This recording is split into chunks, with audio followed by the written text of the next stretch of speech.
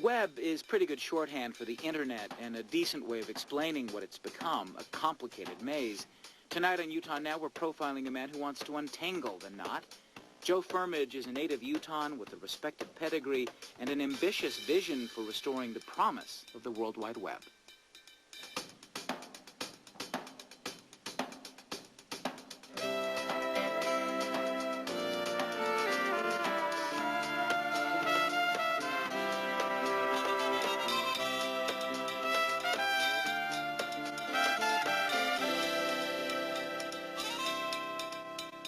Good evening, welcome to Utah Now. I'm Doug Fabricio. Pick a topic, any topic, and then punch it into Google. Of the 1,030,000 hits for sourdough bread or the 2,680,000 hits for the steam engine, which is the one that's going to give you the most accurate, least biased information, and just how are you going to find it? In his book, Information Anxiety, the architect Richard Wurman may have said it best when he wrote, "We're like a thirsty person who's been condemned to use a thimble to drink from a hydrant."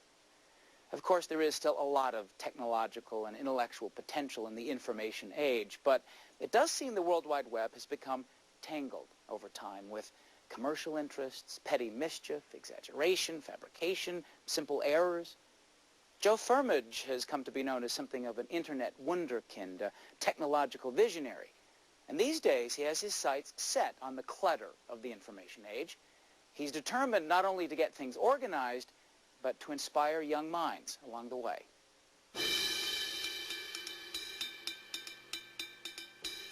In the same sense that the offline world needs to have college degrees and universities to help develop expertise, the Internet needs a quality control system, if you will, to be able to separate the signal from the noise. Joe Firmage was young when he became the founder and CEO of a hugely successful web services company. These days, he's still a believer in the technology that made his fortune, but he laments what has become of its promise. The Internet was supposed to make knowledge available to everyone, but Firmage says it's become difficult to get at information that doesn't have one kind of spin or another.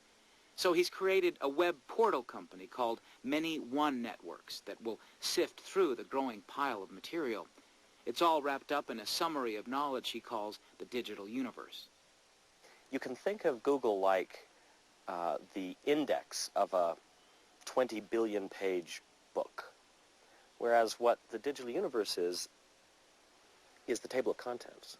We're trying to map the chapters, the sections, the categories, and organize them in a structured way. We're not building a search engine, we're building a map. And a map with expert guides to take you on what eventually will become infinite tours through the electronic universe. Firmage has said his goal is to return to the public the sense of open-minded discovery. The browser for his digital universe itself is a learning tool. It allows users to enter a portal and maneuver through websites where information is vetted and interconnected. The portals are managed, moderated by experts in their field, physicists and astronomers, but also artists and jazz musicians. Critical to the concept is stripping out the commercial aspects of the web, which Firmage believes has diverted its potential. All of the technology and the service that supports this vision is to be owned and governed by the Many One Foundation, an international nonprofit whose board of directors includes the likes of Jane Goodall, Muhammad Yunus, who just won the Peace Prize, and others of their stature. And in the bylaws of that nonprofit, the company can never be sold and can never go public. Digital universe portals themselves, these hub portals, will never, ever have any form of advertising on them. And so it remains forever a public commons, a public utility for the 21st century. And this is the heart of Firmage's idea, providing unobstructed access to information and creating virtual communities throughout the world. This, of course, was the original aim of the Internet, so Firmage's ideas shouldn't seem that remarkable. But teasing out the truly useful from the trivial or tainted is going to be difficult. Good work, my friend. This is what makes his ultimate goal seem so radical. The goal is to put in every 8-year-old and 80-year-old's hand the most trustworthy guide to the sum total of recorded human knowledge. It's an outrageously ambitious goal, and it will take decades to fully realize the vision.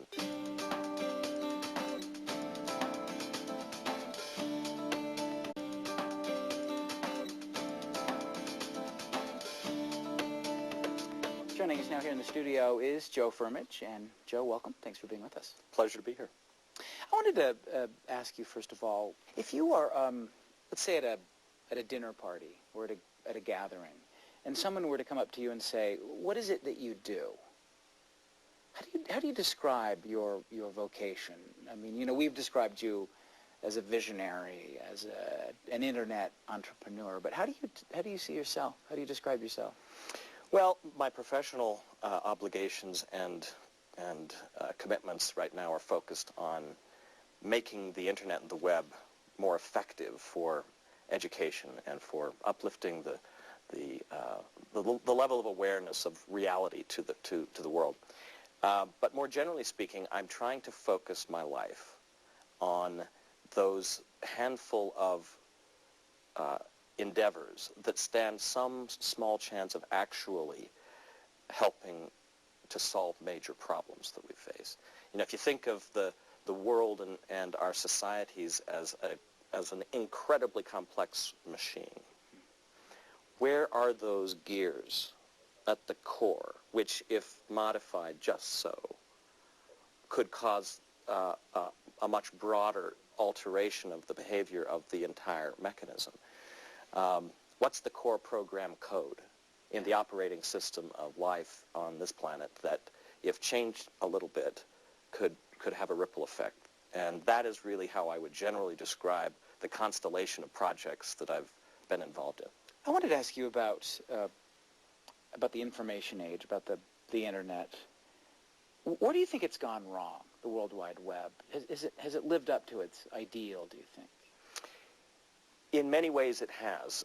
It clearly has lived up to the ideal insofar as the access for publishing and receiving published information on a sort of ubiquitous basis. Yeah. What I fear increasingly is that the signal-to-noise ratio of quality on the web is dropping, not rising. And this has everything to do with the explosion of user-generated content. Let me give you a little example of what's coming. Yeah.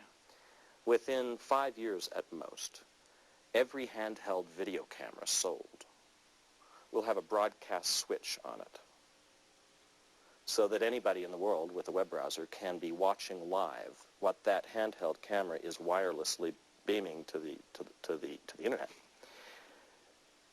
How about 500 million television channels within a decade? The signal-to-noise ratio is a great challenge in this incredible explosion of information, and so I believe that the web has most decidedly not lived up to its promise in terms of helping people navigate through that new digital universe. So the upside of it is, I guess, that it's sort of democratized the web. I mean, people have access to it. They can generate their own content. They can go where they want. The downside is it's hard to process all of the stuff there, I guess, right? It's wildly succeeded in democratization of access to knowledge and the publishing of knowledge. Yeah. But the structures that make a democratic system able to be built upon in a rational way are very immature. I mean, for example, we spend hundreds of billions a year around the world on these things called universities and degrees. They have no analog today in the chaotic information landscape of the web, and those structures do need to exist. So could it be said that in some ways it lacks a context, a reference for it to make sense? I would say that about the media landscape in general. Yeah. But in particular the web, yes. Television has the same problem in spades, but the internet is so much bigger and so much more information that it is very hard to find perspective, particularly ecosystem level perspective. And when I say ecosystem, I'm talking about how everything is fitting together in the world today. That is not something that you're likely to put together if you're using simply the web as the resource. Because there are no maps, there are no guides that really are trustworthy to the big picture of the web, of what's out there, and what you can trust, and what you can't. Let me expand on the metaphor where you say that your idea that the media, in fact, that's a problem with them. In the media, it could be said that moneyed interests have corrupted the ideals of, the initial ideals of, well, in public broadcasting, say, disseminating information, providing a forum for dialogue and those kinds of things. Can the same thing be said for the internet, do you think, that commercialism has been part of the problem? It is an increasingly significant part of the problem. The early web, particularly when it was being used by academics mainly to start having a shared publishing system, and then in the early years after Netscape came out, you didn't see much of that problem because there weren't enough eyeballs out there to interest any of the commercial players. That's all changed now. And now I assure you that every boardroom of every television network on the planet is studying this question very, very carefully, how to monetize the internet. And ergo, you're getting the competition between Paris Hilton's DUI and global warming competing for lead story on CNN.com. There is no perspective in that kind of media landscape. And frankly, I think it is an inevitable consequence of commercially sponsored media.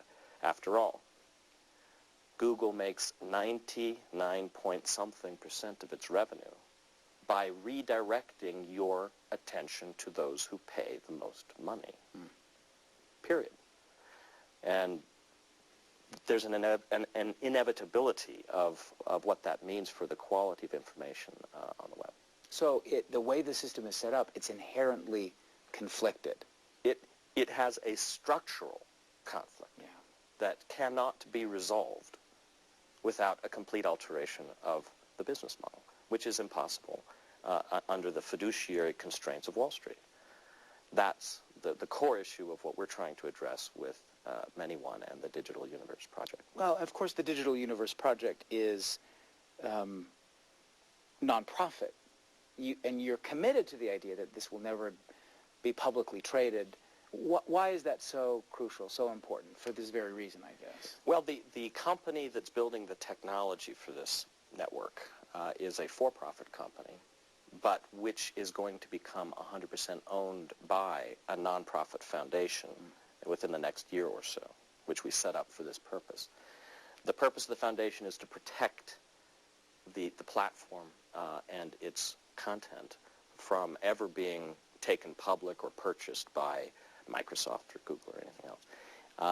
And that's really a sacred promise that we make to the experts at universities all over the world and other content partners, and to users, that we will never be transformed into the current profile of a media conglomerate.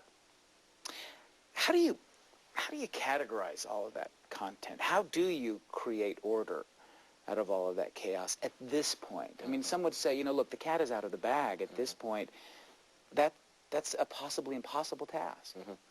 Well, it's a completely fair question, and there are people who would disagree with me, but I don't think by any means that it's a foregone, that the cat is out of the bag, so to speak. The way we are doing this can actually be seen now in a first instance at the Earth Portal, earthportal.org, where we have now 700 scientists in 46 countries working every day to do exactly that, to map their domains of expertise, to be the editorial guides that you may trust in their realms of expertise. And the Earth Portal is the first of thousands of portals in the digital universe where the same model will be applied. And it's not just about natural science. It's about jazz music. It's about soccer. It will be about health.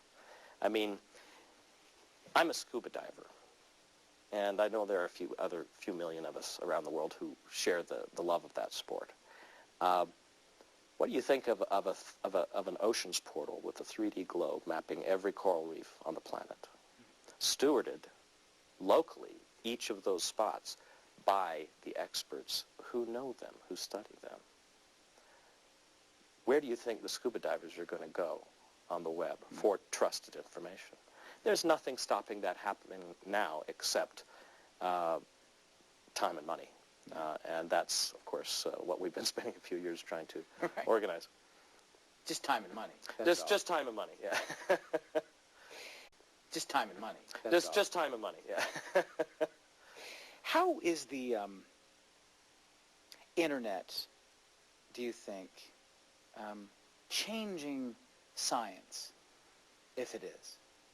It is profoundly changing science in at least 2 or 3 ways that I can see as new projects like the Earth portal emerge. You can kind of think of that over the next few years as a publication venue that will have equal or perhaps more credential value or CV value for your typical aspiring scientist as any journal today in the environmental sciences. So a whole new species of venues for publication are now appearing as well. That sounds somewhat threatening, though, to maybe the purists within the scientific community. Are you sensing any resistance? There's always an old guard, yeah. But frankly, the game is already determined. It's just a question of how long it's going to take. And so the real opportunity for the journals is to get ahead of the game and to start collaborating in these kinds of projects. There's no reason why journals can't collaborate in a project like the Digital Universe and become part of that ecosystem. I wanted to ask you about some of your writing on extraterrestrials. Mm-hmm. It's been a somewhat controversial part of your career, obviously, and I wanted to know, your book, The Truth, for example, how has your life, your professional life, your personal life, been different, and what did you learn from that experience? Well, the first thing to point out, to give my answer context, is that I came to the conclusion that I did, that I still hold, for 2 reasons. First, the physics is now saying that you know it's possible, in principle, to travel faster than the speed of light if you can build the right kind of electromagnetic field around a craft. So A, it becomes theoretically possible, and B, there's just overwhelming evidence out there that is happening.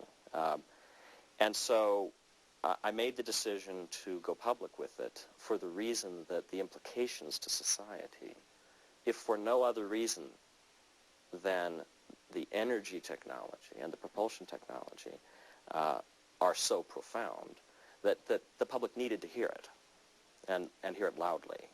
I mean, imagine the ability to acquire energy with essentially no environmentally destructive footprint.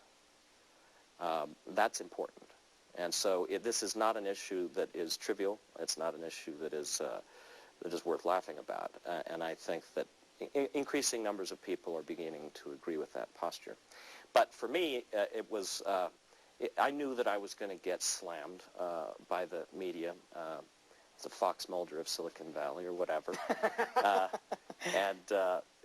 So I didn't go in blind. Yeah. But it certainly changed my life in the sense that it committed me irrevocably to staying on the front end of those commitments. And so ever since, I've been focused on those core set of priorities that I think stand a chance of actually changing the system functioning of our world. But did it teach you that there was something inherent maybe in human nature that's resistant to change or intolerant of ideas that seem radical or different or strange?